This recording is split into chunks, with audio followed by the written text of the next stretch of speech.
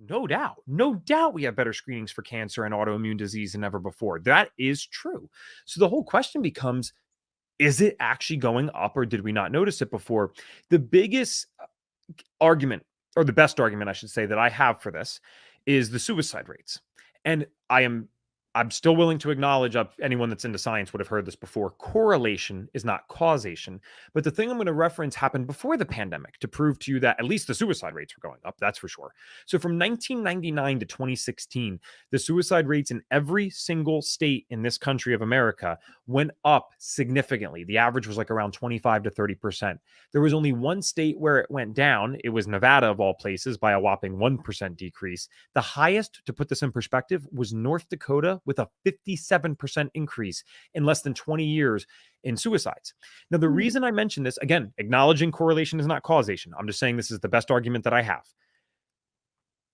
If the number one cause of suicide is untreated depression, and untreated depression typically happens because people do feel stigmatized or they don't know what's going on, well, then we can ask a couple of questions. From 1999 to 2016, did we become more or less open to mental health in this country? I think we all know the answer is we became more open. So that implies that more people with depression should be getting treated.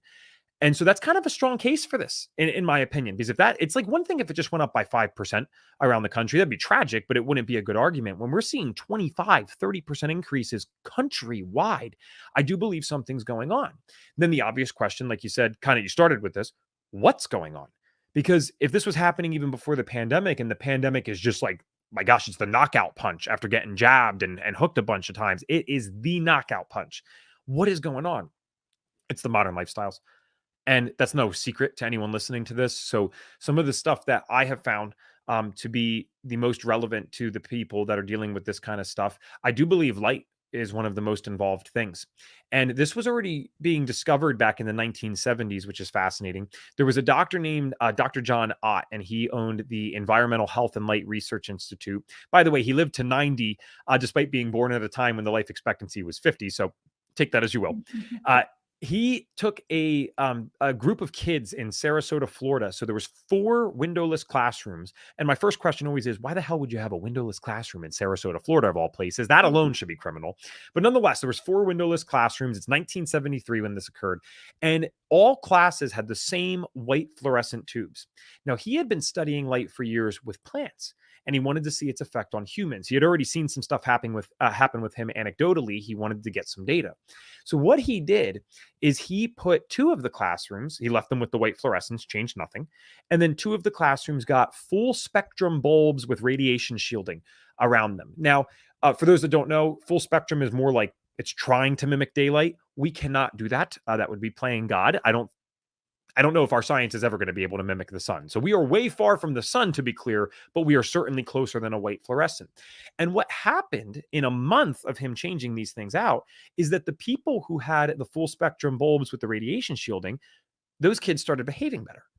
There was less falling asleep in class. There was less irritability. There was less outbursts, to the point that one class had no outbursts anymore. And probably the most interesting thing, because you could say all of that's subjective. Here's what's not subjective. The letter grades went up by a full letter in one of those things. And you say, well, okay, well, maybe the teachers were focusing differently because they knew it was going to happen. Okay, here's what you can't fake. And I know this isn't mental health related, but it will prove to you that this actually had an effect physiologically. These other doctors heard about what Dr. John Ott was doing, and they got on board and, were starting to conduct their own studies. Dentists started looking at this. They ran the study for 3 months, and they found after the 3-month mark, the kids that were exposed to the full spectrum bulbs all day at school versus the white fluorescence developed 1/3 the amount of new cavities that the ones under the white fluorescence developed. And you're like, what? I thought that was Hershey bars and Coca-Cola and stuff. I mean, and don't get me wrong, this is above my pay grade like 10 times. But it's like, wow, what is this doing to our bodies that we don't fully understand? It's really fascinating stuff. So that's one of the biggest things.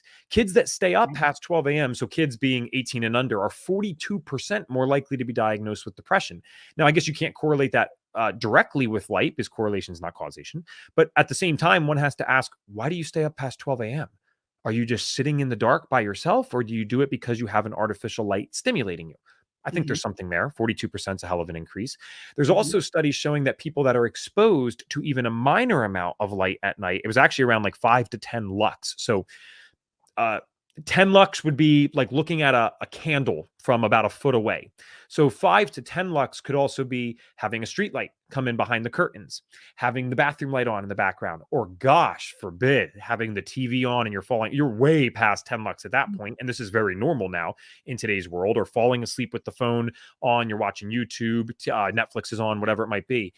People that slept just with the 5 to 10 lux had noticeably more depressive symptoms than those who slept in total darkness. And we have people sleeping in insane amounts of light now. Yeah. So that's kind of crazy. And again, just to prove the point further with the physical health side, you guys have to look this up, as you will not believe me if I say this to you. I don't expect you to believe me. Look it up and research it yourself. It's right on. I forget if this one's actually PubMed. I should know that off the top of my hand. But these are scientific articles. This is not hippiescience.org, right? Where the theory.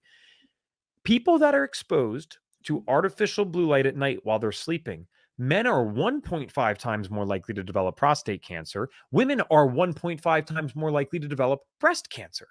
Those are two of the most common cancers. How is this not news? Why is this not the first thing that you're seeing today? Instead, we're still kind of going on the COVID thing, which is important and it is a strong thing. But 1.5 time risks? Yeah. Wow.